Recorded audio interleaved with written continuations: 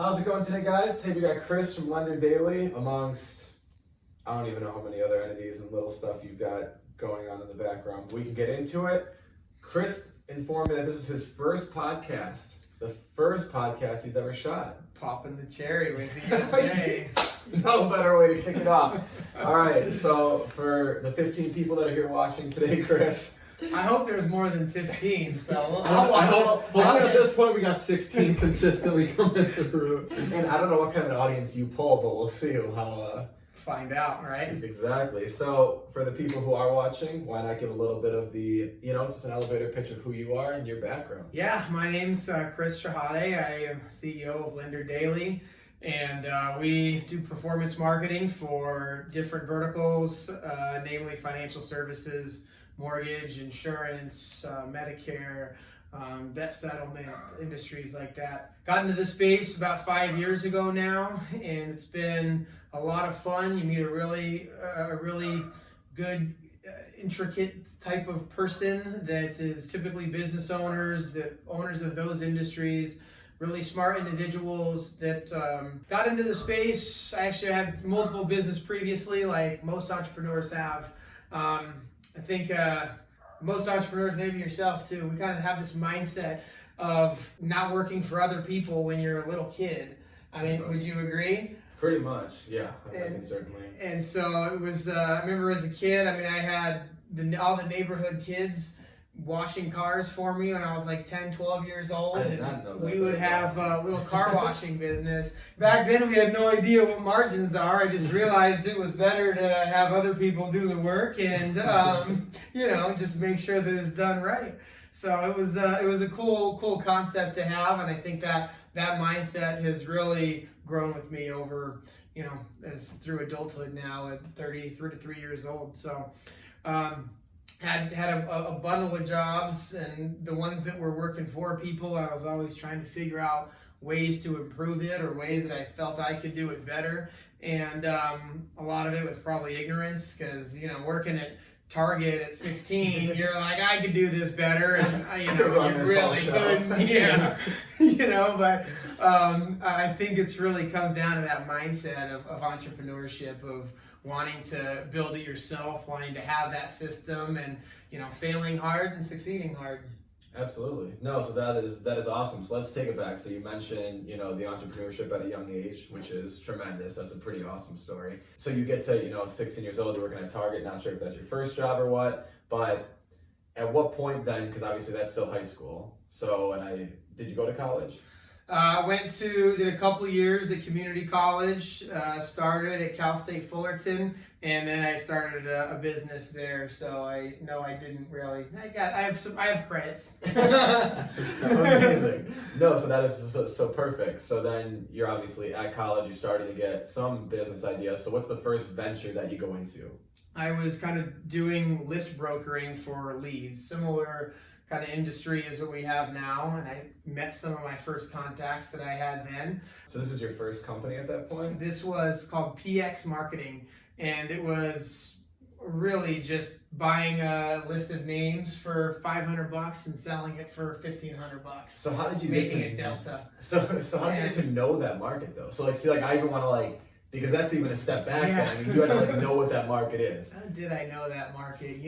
Probably just introductions from people, and how did I find into that sector? I think with just different people around that I was connected with were always salespeople, and they were connected with different owners of salespeople, were always getting leads and whatnot. And I think somehow I got connected with somebody that was buying leads and was trying to ask us for leads. I didn't really know what the heck to do, so I started trying to go find them, and I think I just found some, and that definitely ended up working okay. And I said, wow, that was the easiest $1,000 I ever made, and life's got to be that easy, right? So, and I think it wasn't really more intricate than that, I must say. I wish it was. I think it was pretty simple.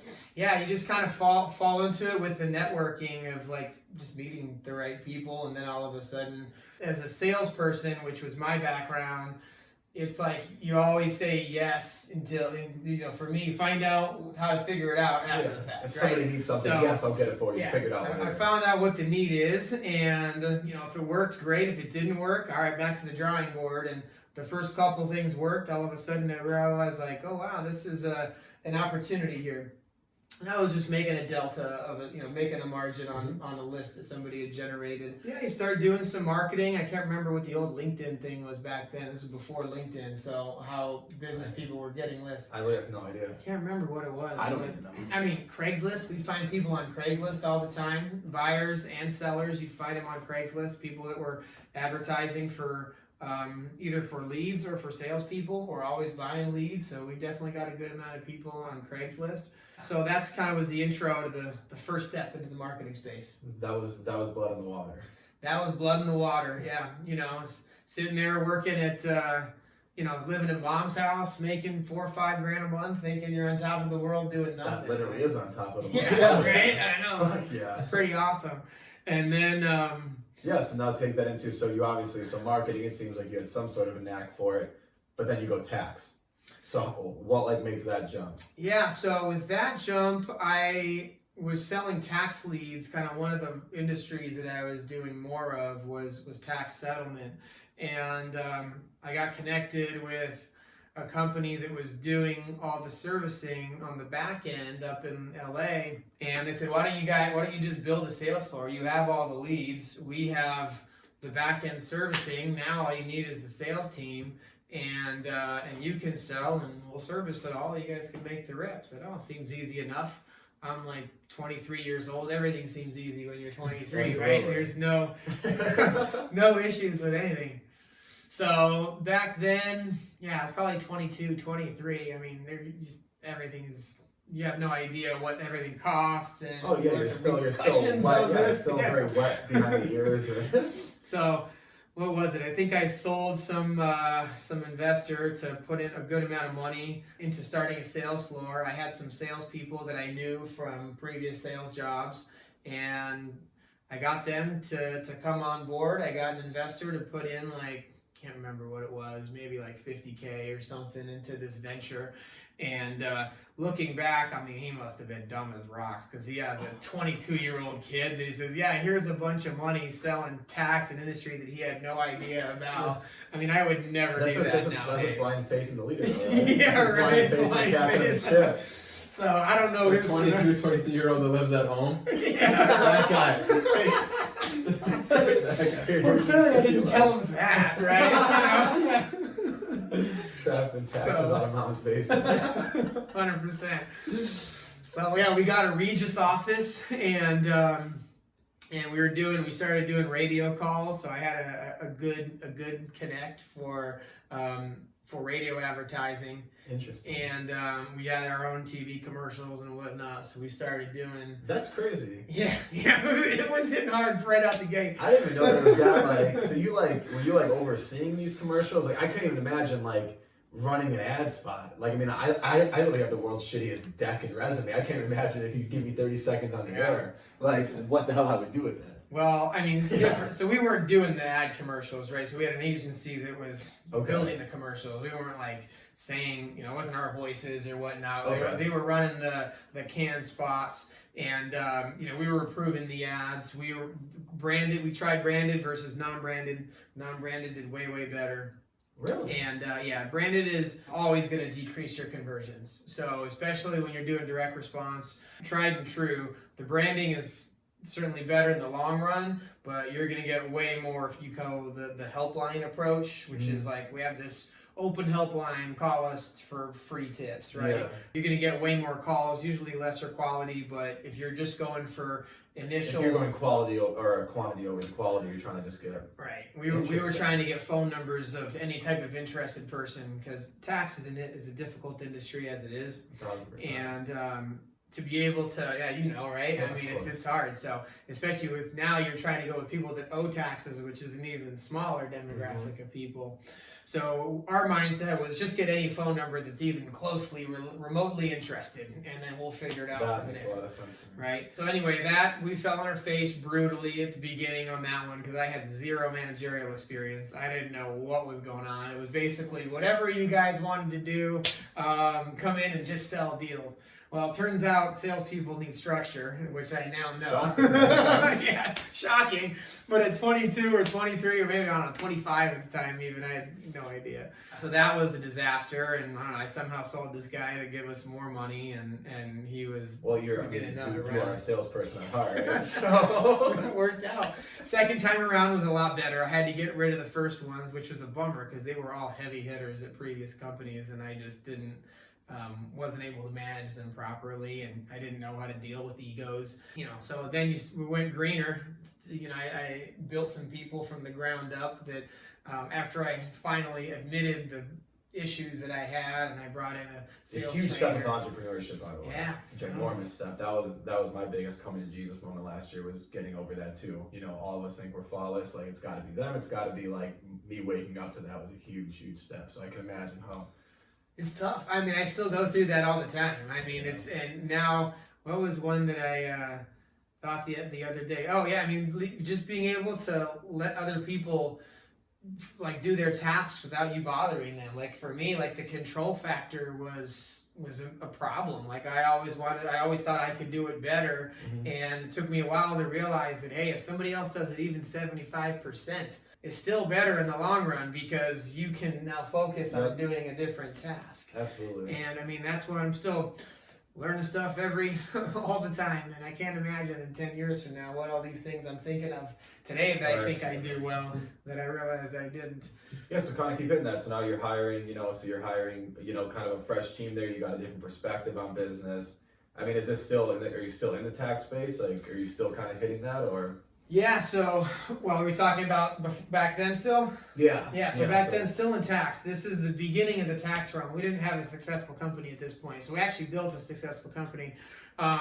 This was like still the trial. But at this point now, we've started to realize that we needed a bigger team. We brought on our back end in-house. We brought on a sales manager. We had a handful of salespeople. We were probably at 25 employees at this point. And mostly radio. This was before really digital marketing was much of anything. There was some Google and stuff, but we weren't doing any of those type of ads. Facebook wasn't a thing back then, at least in the ad space. I had issues with partners.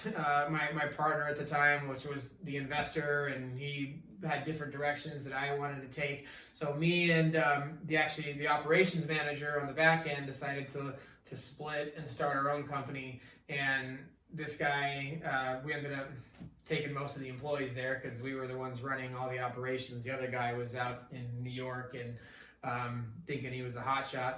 So this is the guy who's put up the money though as well. This was the guy that was putting up the money. Found out later that it wasn't actually his money; it was somebody else's money that he Well, bought. a lot easier to get $50,000 Yeah, from a no way. 22-year-old when you're just getting one hand into the other. That's what we found out afterwards. So we're like, oh wait, this was Andy's money? No kidding. All right, it makes sense.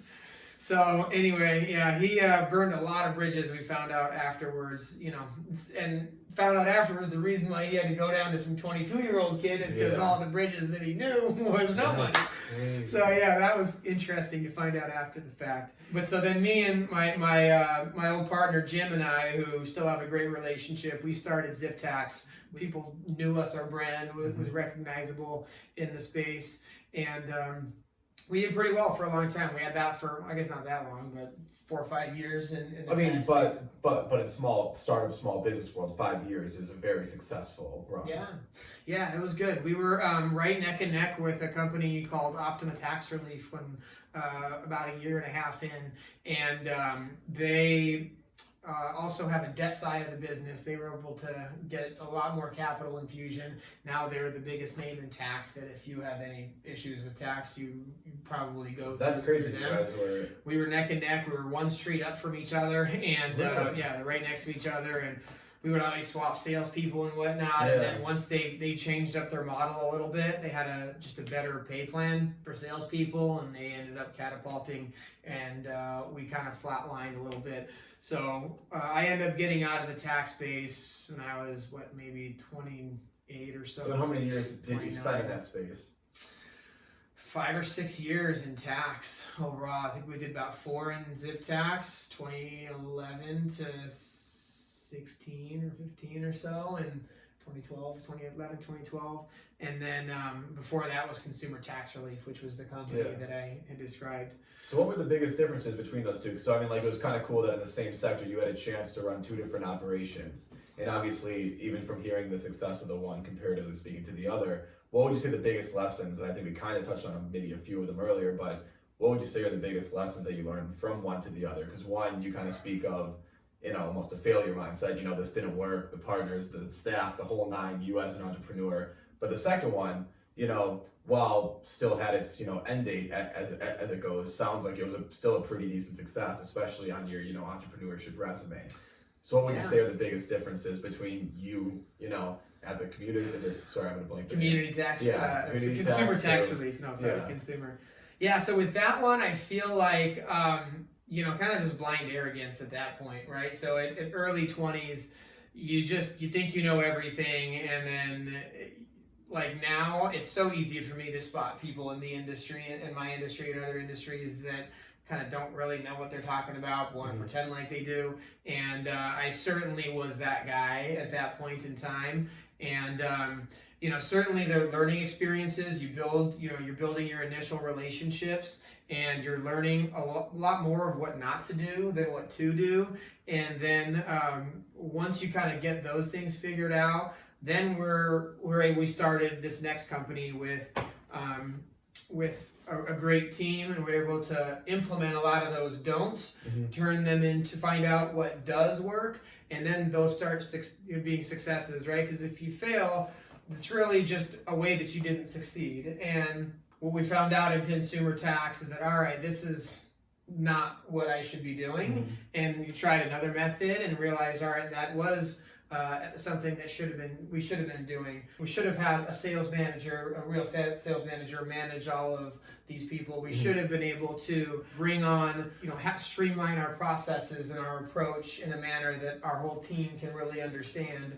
And we didn't really have that in the first go around. A lot of it's experience and kind of learning. I tend to do too much trial and error sometimes, as some entrepreneurs do.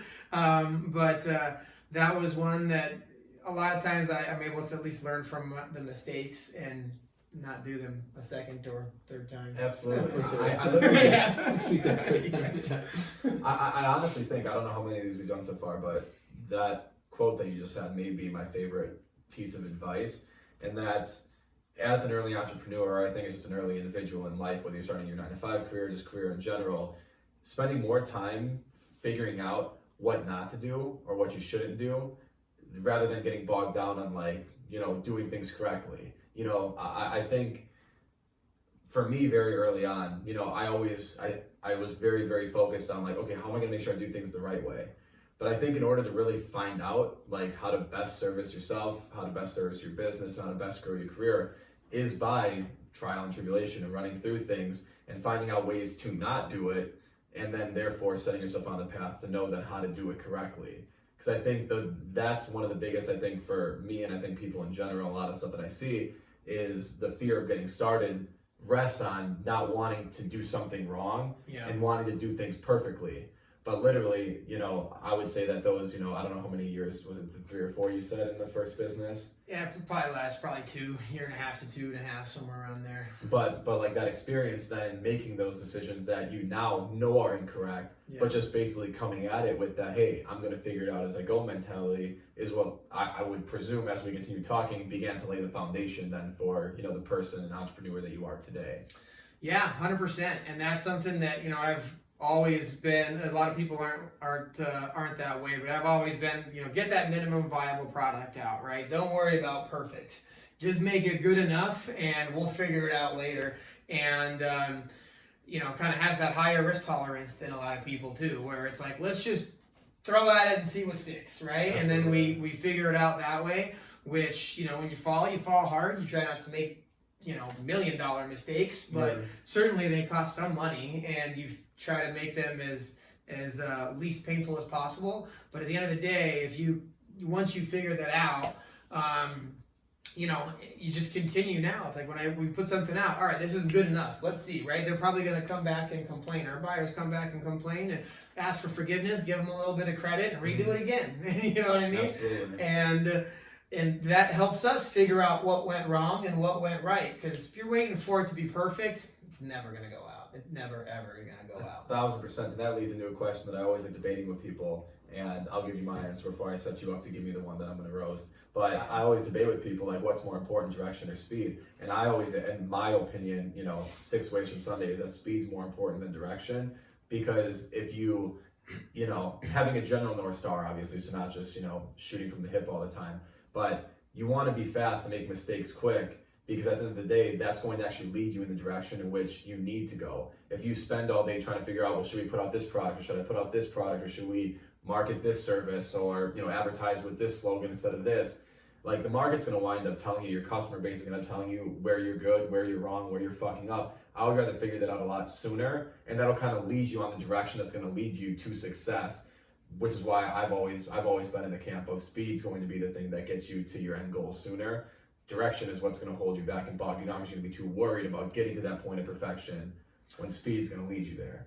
I don't disagree, but I think you had a good asterisk in there, because if you're going lightning fast in the wrong direction, that's not a direction you want to go in. So, I feel like you definitely want to have, a 45-degree angle of where you're going to go, and then go fast in there. When you use your North Star analogy, then that's good, right? But if you're going, if you miss the exit in the wrong direction by 100 miles, now you got to go awesome. 200 miles to make it up. Yeah. So, that's something that you definitely want to consider. I think also not having a plan is a plan in itself. And so if you don't have a plan, have your plan before you attack speed. Speed's important, absolutely, and I think it's better than getting the direction so narrow that that's the exact right-minded way.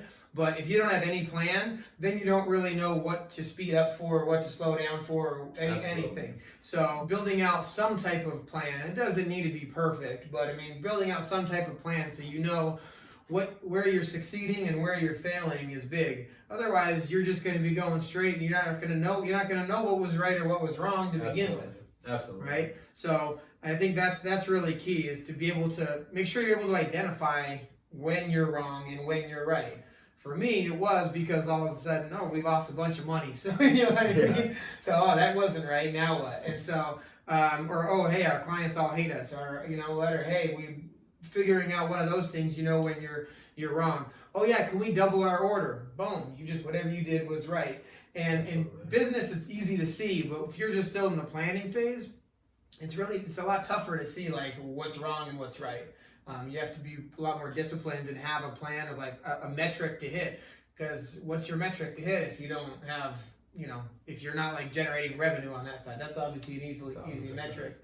So, yeah, that's my thought on there. It's a good combination of both, but I think I'm more speed too than direction. Yeah, see, and I really think that we said the same thing. I think I may have underemphasized the direction, but, like, even me, like, with DSA, and actually I think every guest we've had on here that has their own company, obviously, like, this first round of guests are people that I know fairly well, and even knowing you and your story a tad and hearing the way that you're saying it, that's why I brought that specific point up, because I know it's something that I've pretty much seen in every single entrepreneur that at least I know, that they haven't struggled with that combination.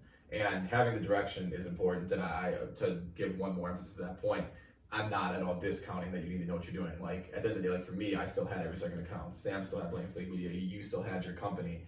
Tyler still had, all the people we're just mentioning, people that have been on the show, like, they all had somewhat of a North Star. Like, I want to create the biggest accounting company in the world. I want to, but then when it comes down to the small decisions that you kind of make on a day-to-day basis, like, for me, like, what color scheme on my website, what kind of brand are we going to do? Now, I know I wanted to work with starting small businesses, so there was direction, but then the nuances in between there of how to market, the different, A, B, C testings, all of the, like how we want to communicate with clients, the kind of product that we want to like, that's the stuff that like I ran through super quickly then, because it's like, okay, I want to see if this works. I want to try this type of communication method. Do I want to try to compete with these people? I want to figure it out quickly. Like, do we work in this demographic? Can I compete against this? And that's where I meant more the speed, because I'm like, once you have that North Star and you have some of these general, you know, points brought out, I never wanted to be like, okay, we're going to run a 6-month campaign and do, you know, 100 a month. I'm going to run 600 in a month. And I'm just gonna get it the fuck figured out, because I want, if I'm gonna fail, I want to fail fast so I can move on to that next thing, and then continue working to what that perfect product, or perfect is elusive, but continue working towards that working model. So that's kind of what I meant by it. Yeah, for sure. And you know, I mean, we've been researching different project managers, because like the workflow now with our business is just, there's too many departments, too many things to figure it out, and like getting organized is like, it's getting more and more difficult. So I've been kind of researching and how to incorporate everybody into all these things, and trying to, now there is a point where that direction starts wanting to get more and more finite, and you start saying, all right, this is where we want to go, this is the direction where it's at, and like that's where figuring out like these workflow managers and building out this whole like overview of where everybody's going to be aligned and doing, that's kind of where we're trying to do right now. It's not easy. It's not easy building all that stuff out. Absolutely not. Trust me, I know that firsthand. Do you use one of those or no? Yeah, I use Asana, and I kind of recommend it more. We can talk about that, or you can watch. I think I did a video once upon a time talking about my product, like how I utilize them. We're going to use ClickUp. So ClickUp is literally probably used by half of my client base, so I've only heard good things about that. Yeah, so I've used Asana in the past, and we still do use Asana a little bit, but ClickUp, from the demo that I've taken, and we've been in a trial phase now, it seems like some money. It seems really good. I can certainly put in touch with people that use it pretty heavily too, so we can. Yeah, for sure. Absolutely. So where we're at then is, now did you sell the tax company? Did it fold? Like, where did that kind of go then next? Because it sounds like, you know, it was running. And then how did that exit happen? Yeah, so I had my partner. I wanted to split up from tax. He wanted to stay in tax because I didn't like the vertical. I kind of saw tax is an industry that you have to keep selling new contracts in order to service the old contracts. So if you were to shut it down, it has this massive tail behind it that you don't really know how much money is going to take to complete all these cases out. Because ultimately you're at the mercy of the IRS in terms of what they want to do. So I wanted to get out, and I agreed to terms with Jim to figure out how to split up amicably, and we took some of the proceeds of the future revenue, and he was going to take over the cases that were there, and I was going to be not liable for the cases.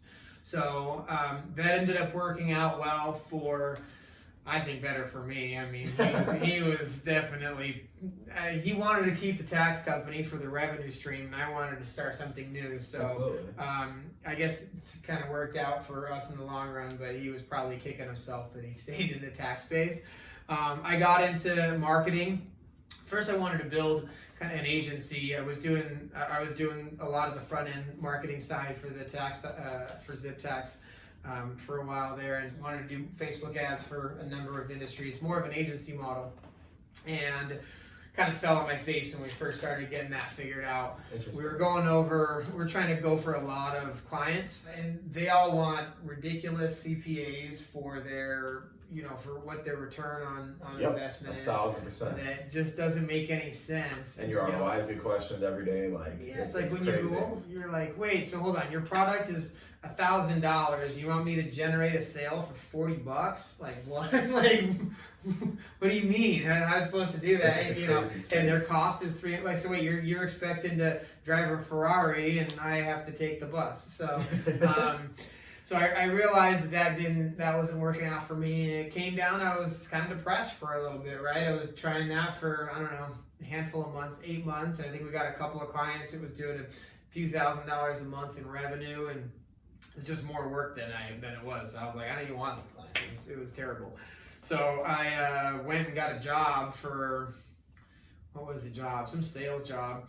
And I think my first day I got a call from an old buddy of mine, and he asked me if I had any student loan leads, and I'm like, yeah, absolutely. Yeah. That's So- I'll certainly figure it out. Yeah, so I said, absolutely, how many needs that I gotta, we have a bunch of agents, want to spend 10 grand a week or whatever it was at the time. So I called a good friend of mine, I called Seb and Bay, and I said, hey, you guys are still doing the student loan, right? He said, yeah. I said, all right, let's turn it on. And First day? and first day, maybe the second day. Yeah, first or second day. Anyway, I didn't First even Sunday. last a week, First and Sunday. I think I quit like on the 4th day or something like that. As soon, I mean, they started Spoken like a cranking true super entrepreneur. fast. Yeah. Spoken like an entrepreneur. I was After like- 4 days in the 9 to 5 world, I was fucking done. It was bad, dude. Right? So Who's down? I wanted to make sure that the routing would go through and they answered the phone calls and yada yada. And so we were doing, I mean, it was started out, I think we billed out like $1,000 in the first day or something like that, or close to it. Yeah, so I was like, all right, I quit. Just, you can give me the 5 days, 4 days, or whatever the paycheck was. So we started selling student loan calls. They were my first client. I started marketing to student loan. We were doing 2,000-3,000 calls a day for Holy shit. for a year and a half. Yeah, we were cranking. It was making really good money. Started getting more into. That's when I really first got into the lead gen space in the vertical that I do now. And student loan, that industry kind of went south a little bit because of regulation. The federal government changed a lot how student loan companies could sell. And so that kind of dove a little bit in terms of our volume there. Got a lot dicier. So a lot of companies like ours were facing scrutiny for Really? That's for not a space I'm super familiar with. advertising methods and whatnot. Yeah, I mean it's a very easy space. We were marketing in to schools and whatnot, people that were basically that's student loan debt, right? Yeah. So. And So where are you marketing these? Is this on Facebook or this where? is all are you? Facebook click to call. Which what year was this? 2018 maybe. So the heart of Facebook ads. Did Facebook have all the regulations and stuff on the ads yet, or were they This is still? easy. Oh This my is- gosh, yeah. This is we're generating calls For- for $5 a call. Yeah, for Sam, I don't think you like Facebook advertising before. I won't go into the whole, but they now they're a lot tighter on the stuff. We used to be able to target, and correct me if I'm wrong, you could target specific onto everyone. Like you could literally get to your exact, really to exactly who you wanted to talk to fairly simply, and the cost of acquisition was nothing. You could find out where they went to school. You could make ads targeted for the places they went to school that had X amount of debt, and then This shit was that were gone in this year. It So was you could nuts. for students and that the cost graduated is in nothing. 2018. Yeah. That was crazy. It was nuts, like the amount of specific, like how you be able to target specific on Facebook. They converted like wildfire too, so on both ends. So I mean, the clients loved them, and we were making a ton of money. It was really easy. So since then, it's certainly gotten a lot harder. Really, since Cambridge Analytica, That's what I couple was. years Yeah, ago yeah, is- that's obviously is- what I was alluding to. when I mean they changed a lot after that. When was that now? That was 2 years ago. I think 2 years I ago. think it was 2 years ago. Yeah, the world changed. Now iOS 14, just today. Oh my gosh, everybody's got their panties in a bunch over. See, iOS that's actually not 14. something I'm familiar with. Yeah, so iOS 14, basically, Apple said there's a unique system ID on okay. every single iPhone, and they're not letting Facebook track the clicks. And people actually have, and then is that like where people then also actually have to accept each and every single place that they go, like in the background it was the terms and stuff like that, and you could turn it off, but nobody ever goes and does it. But now they're asking you up front, can we track? And everyone's gonna say no.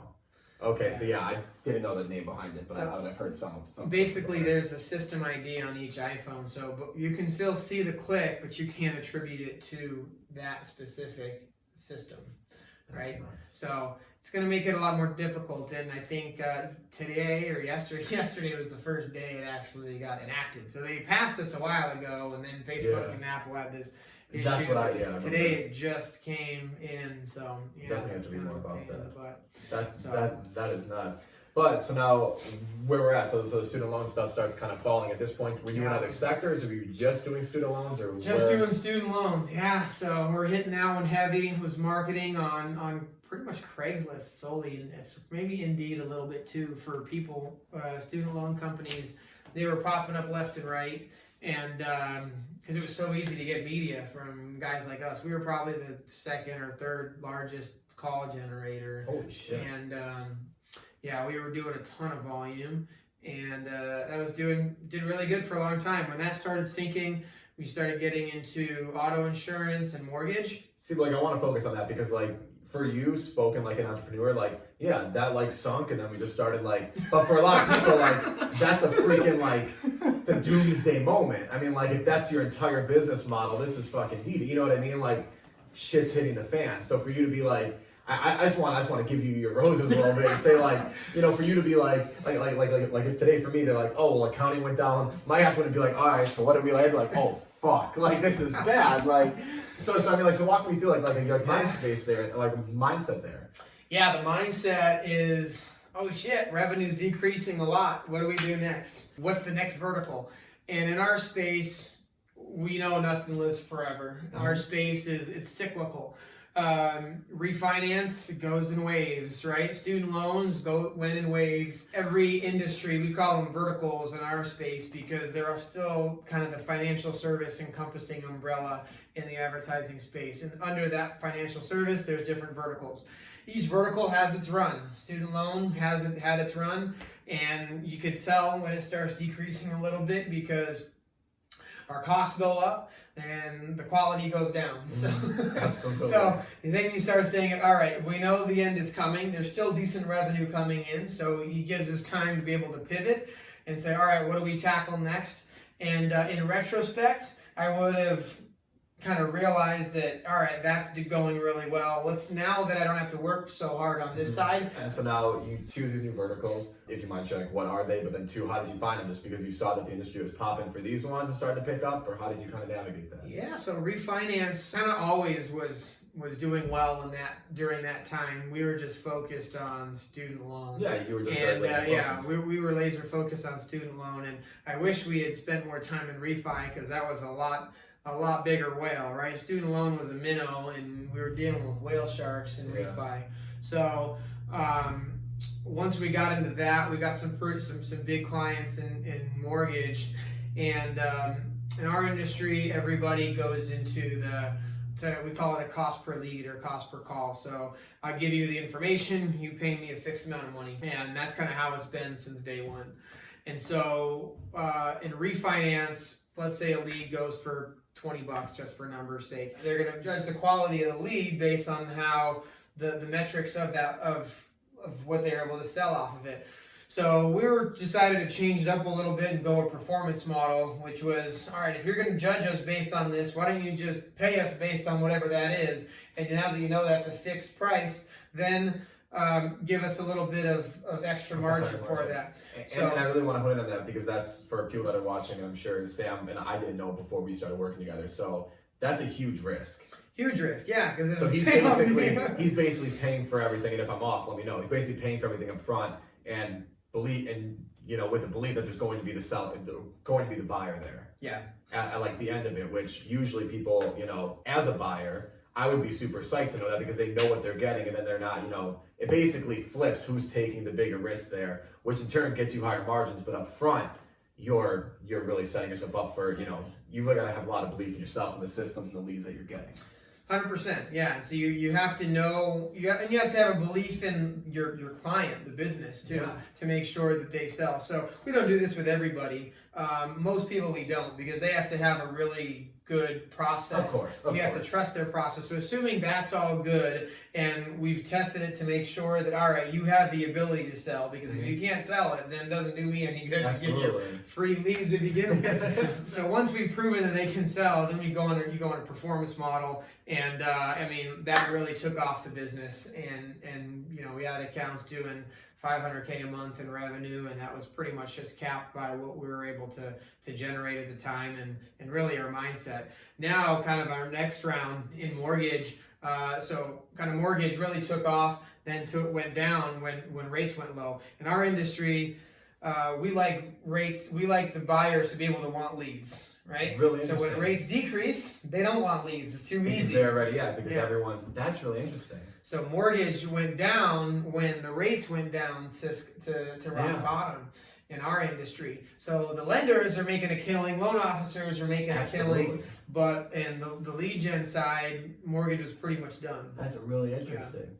So but before then, so kind of backtrack to when the rates were still a little bit higher. We really dove into the performance model, and good friends of mine, they kind of pushed me into it, to be honest. They were like, hey, you're gonna make way more money, just trust me, we'll get it done. Because I was kind of still in the mob, like, hey, it's a really big risk, right? We're gonna be spending whatever it was, $50K a month, and if they don't convert, like, what if they get zero? Right? What if they get zero? Which is what I was saying with the risk of that. Like that's a huge emphasis on that. So, but then we realized quickly that it was then our job to be able to find out, to purchase the leads at the right rate. Then we're able to get 100% margins or more. And so, you generate a lead for $5 or $10, you get a net effect of $30 on it, and all of a sudden, multiply that times 1,000 leads a day, and you're doing numbers. Doing some real numbers. So that really catapulted us. I thought that was,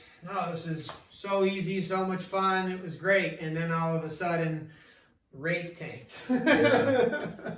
And budgets went down, and nobody wants many leads, and conversions go down. You think that which is not saying student loans. This is the ebbs and flows in the whole game. Yeah. So I remember I was driving back from California at the time, and I got a call that says, hey, Loan Depot cut off our budget down to like non-existent. Which is just a large client. Yeah. They cut us off from, I don't know what it was, $5 million a month down to like 50 grand or something. Which once again at this point, showing like really a testament to you, literally like a doomsday moment for most people. Like, fuck it, I'm going back to work, I'm done, I'm just closing shop. But obviously not the case. So like, walk me through like your headspace, like when you get that call, like that's nuts. That was an oh shit moment, and I'll never forget it. I was driving back from California. I took the long route because I wanted to see the Scientology freaking thing over there in Hendon. And I don't know why, but I always am fascinated. I want to see if there was like prisoners behind there trying to see. There's one here in Scottsdale. No, I'm talking the real one. Oh, the real one? I was real, like, we like rolled through compound, dude. That's nuts. I remember we rolled through it and I got like chills. Like, oh fuck, I got those people in there. No, this was the one where like you're not allowed to leave. There's cameras everywhere. You're driving by, the cameras are facing you. I mean, it is insanity. And now, like, I'm intrigued to check it out.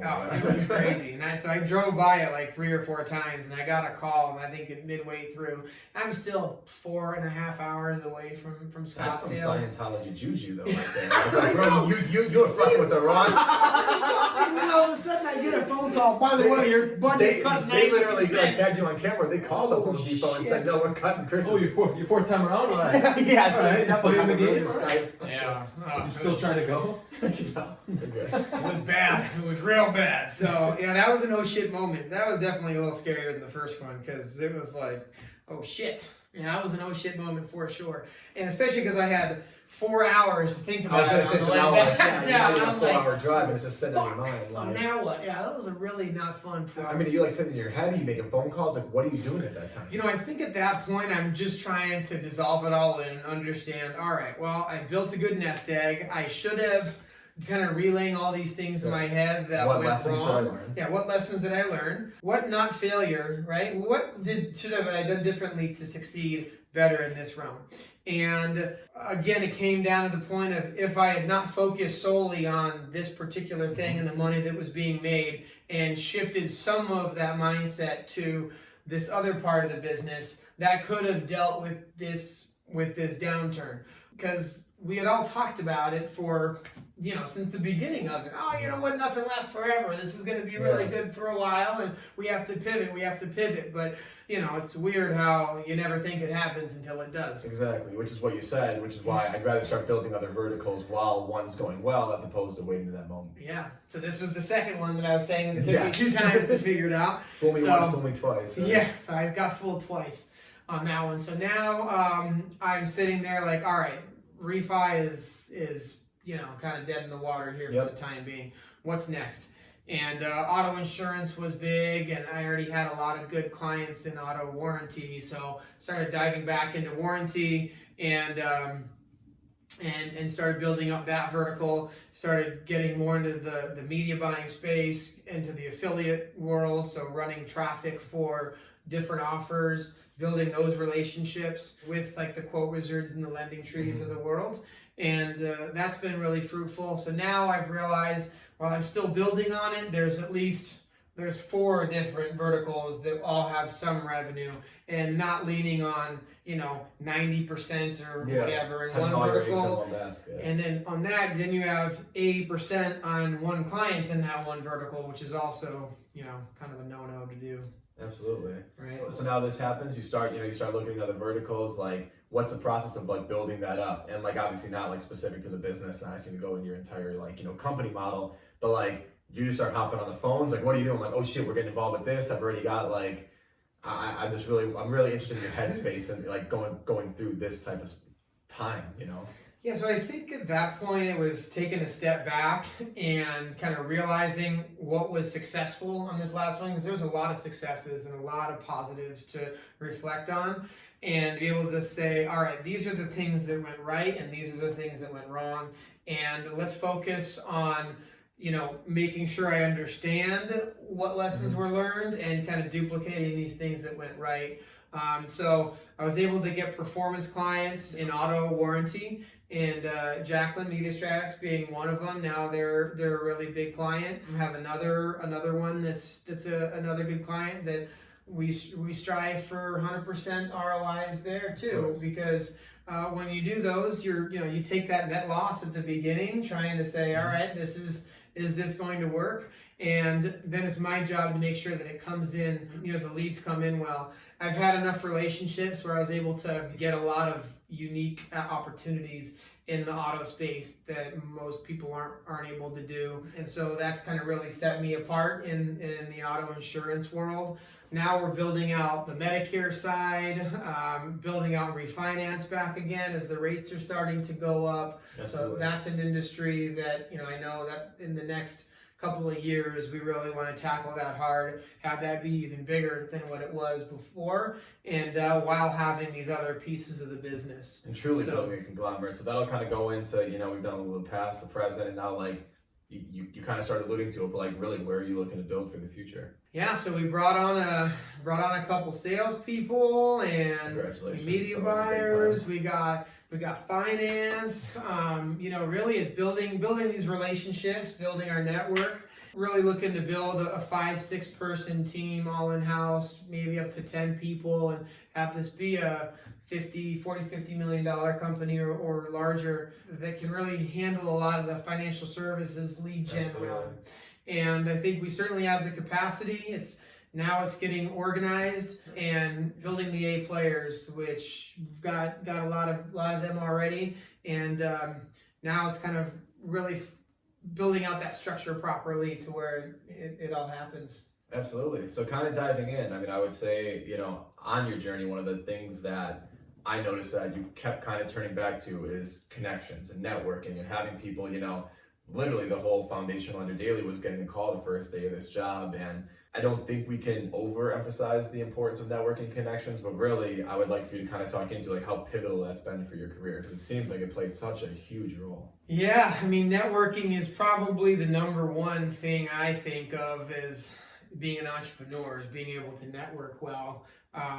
Building those relationships, and you just never know who you're going to meet, right? You never know who's on the other side of that face. And whether you're talking to the CEO of a Fortune 500 company or the person that's going to introduce you to, Steve Jobs, right? So you have no idea. And I think the big thing is, don't be a cheap ass, right? Go out to dinner, go spend the money to go to these guys, and go, invest in, realize the difference between an investment and an expense. It's funny, a meeting I went to, a gentleman by the name of Cameron Harold, CEO of 1-800-GOT-JUNK, he says it's fiscally irresponsible to not fly first class. Being that the amount of deals that you'll make in first class far surpasses the cost of that $1,000 ticket or whatever, because you're dealing with all of these really smart people, right? It's fascinating. I found it fascinating. So now I said, all right, I'm only flying first class. That's it. So it just comes down to the point where if you really want to grow, you have to be around the people that are wanting to do so. And I mean, you see what I spend on dinners and what would be what some would construe as dumb shit. And what you got me spending on dinner now. Yeah, exactly, right? Stupid. So I mean, you spend $20,000, $30,000, $50,000 a year on dinner, it comes back to you tenfold. I mean, it really does, right? I mean, the relationships that you build, you don't go spend it on, homeless bloke, Joe Blow across the street, right? I mean, you can bring them out. It's nice to give back, but if you want to build those relationships, you're not building them taking them to McDonald's. Yeah. And if you want to do real good money with people, you have to be able to realize the difference between the investment and the expense. And I think that's a really big part of networking. Yeah, and honestly, you've opened my eyes to that like 100 fucking times over since we've gotten to talk. Because I mean, literally before we started talking, like I was the exact opposite of that mindset. Where like I obviously have the accounting background and I'm really stuck in that way, and I've actually been able to service my clients a lot better now, switching that mindset and being able to look at that from a different lens. But I always thought about everything like from a perspective of it's got to have a direct ROI. And really talking with you and how, well, this lunch leads to this, or this dinner leads to this, or going on this trip and meeting with these people leads to this. It's literally changed my entire trajectory, even in the past, 10 months. I love it. It's been crazy. So I'm echoing that, and that's why I really wanted to hone in on that with you specifically, because that's changed my like true perspective and my company's perspective literally tenfold. So I love that. It's hard to attribute it to a real ROI, right? And that's where like direct response, if I spend $1 and I generate $2, I know there I made $1. This is kind of like branding, which I've always hated branding, right? I've always thought branding is dumb unless you're Coca-Cola, because you can't attribute it to what your bottom line. But I've always known that this is good. So I'm kind of hypocritical in that sense. Yeah. That it's like, oh, this is kind of networking's version of branding. But now as you kind of get older, I see some of good friends of mine that do these branding plays, and they spend hundreds of thousands of dollars on branding plays with celebrities and whatnot. For what? And you're like, what's the ROI? It's just branding. It's get your name out there. So now when people realize the name Google, you don't know, it's household, right? Yeah. I mean, Lower My Bills, people have seen that name, right? Yeah. H&R Block, you see that name. And that's because they spent a lot of money getting everybody to know that name. Granted, it's an expensive venture, right? So it's not something you want to do in my shoes, or if you're doing, you're probably in a little different realm to be spending millions of dollars on those type of things. But there's ways you can do it in your value. own. Yeah, and then there's ways that you can do that within your budgets and within the constraints of what within your budget, you can still do that way of it. And whether that's dinners, whether that's traveling, whether it's there's different avenues to do it, and that's what you really opened my eyes up to, which I appreciate. No, 100%. I love it. Thanks for that. Yeah, I'm definitely going to Maple and Ash again tonight. Nice, there we go. Maple and Ash on Sutton. That one will be on me. But I mean, yeah. So like on that note, I'll kind of wrap up with, if you had to give like one piece of advice, and I know you're a huge risk taker, comparatively speaking to me. So I don't know against but as far as the entrepreneurs and people that I've worked with, I would put you near the top of risk takers. I think this conversation's kind of showcased that. So I would say, for someone that's watching this, let's say like me the first time that we spoke a year ago, how would you push them to understand and overcome risk? Don't be a cheap ass on yourself. Don't be a cheap ass on others. And what it comes down to is believe in yourself. Know that you can do it. If you don't believe in yourself, then it's a different path to begin with, right? So you're on the wrong path if you don't believe in yourself. But once you believe in yourself, put forth the money in courses and learning, in books. Read as much as you can about the best CEOs that have done it. I mean, I've read Elon Musk's and Steve Jobs' books and Bob Iger's books, and you find the patterns and the quotes that these guys say and the mantras that these guys live by, and realize how those apply to you, and be able to emulate that in whatever task you're doing, whether it's e-commerce or whatever business you want to do. Learn from the best, right? I mean, don't just shoot from the hip. You're gonna be able to fail hard, but have some sense of goal and know what you're shooting for, and then just go for it. Then just go do the damn thing and realize what you want to spend in a loss, because you're probably gonna lose money at the beginning, and if you didn't, it's probably lucky. So, just realize that if you make money your first go around, it's awesome, right? Cheers. But realize that the first time it's going to be a learning curve. Try not to lose all your whole budget so you can spend it again. You can do it next time. But yeah, just do your best and you'll figure it out if you're willing to put in the work and effort. But a lot of it comes down to wanting to learn and wanting to put in that effort. Most people think it's easy and they want to see all the end result, but they don't want to put in that time and the effort. They don't want to read about it. They don't want to, spend the money on it. They think they're trying to do it bootstraps. That's why I always hate that word. Oh, we're going bootstraps. No, you're just being a cheap ass, right? Like, what are you talking about? You don't want to spend any money. You want to spend $20 and try to build a company that's $1 million company. It's not going to work. It's not going to work. It just isn't. All right, pay for the GoDaddy softwares. Upgrade to Office 365. I mean, those tools are made to make it easier, right? Utilize them. If not, it's not the business for you. We're gonna clip that situation someday. I think that was the most excellent conclusion. Like, honestly, thank you so much for being on. I tremendously appreciate it. I think as far as first podcast goes, I think you knocked it out of the fucking park, man. That was awesome. Thank you, and I appreciate it. Thanks so much for having me on, and I'll practice it next time. We'll definitely have you on a second time. Absolutely. But truly, thank you, Sam. I know I didn't fucking get to you. I've got to get better at that. I watched the dog. Yes, we also don't have this set up, and we're like, I know. We started off like 4 or 5 in a row. We're doing like on Zoom calls. There's 2 of us. It's not a 3-person really. No, we should probably set up. We should probably get a different setup. But we're literally fucking learning here too. So it'll be perfect 5 times from now. Exactly. So we got it, guys. Fail hard the first time. And no, it's great success. Thanks so much for having me. Absolutely. So thank you guys so much for watching. If you made it this far, I tremendously appreciate it, and we will see you next time.